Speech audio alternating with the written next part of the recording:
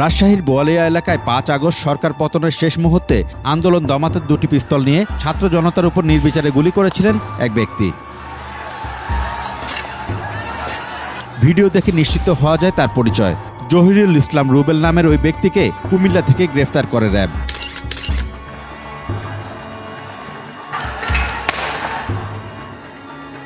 এর আগে গত ৪ আগস্ট একই আন্দোলনে গুলি চালানোর নেতৃত্ব দেন কিশোরগঞ্জ সদরের দানাপাটুলি ইউনিয়নের সাবেক চেয়ারম্যান মাঝারুল ইসলাম মাসুদ। গত ১৫ সেপ্টেম্বর রাজধানীর ফকিরাপুল এলাকা থেকে তাকে গ্রেফতার করা হয়।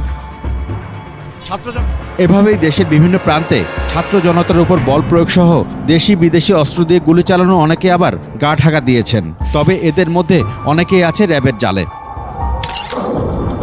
যে সকল অত্যাধুনিক অস্ত্র, এই ধরনের অস্ত্র কিন্তু আমরা তাদের কাছে দেখতে পেয়েছি ভিডিওতে, যেমন AK-47 এর মতো অস্ত্র তাদের হাতে ছিল।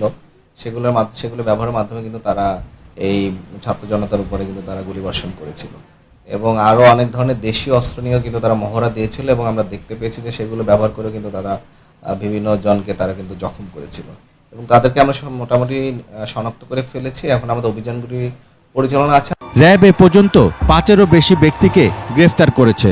তারা হলেন রাজশাহীর বোয়ালিয়ার গুলির ঘটনায় জহিরুল ইসলাম রুবেল, কিশোরগঞ্জ সদরের একই ঘটনায় সাবেক ইউনিয়ন চেয়ারম্যান মাঝারুল ইসলাম মাসুদ, উত্তরা ৩ নম্বর সেক্টরে দেলোয়ার হোসাইন রুবেল, চট্টগ্রাম কোতোয়ালিতে গুলির ঘটনায় সোলাইমান বাদশাহ, শাহবাগ ও আশপাশের এলাকায় গুলি চালানো সৈয়দ মোশাররফ হোসেন। সামাজিক যোগাযোগ মাধ্যমে ভাইরাল ভিডিও থেকে অভিযুক্তদের শনাক্ত করা হয়েছে। মূলত এটি আমাদেরকে সোশ্যাল মিডিয়াতে যে ছবিগুলি এবং যে ভিডিওগুলি পাচ্ছি সেগুলোকে আমরা সোর্স হিসেবে ব্যবহার করছি।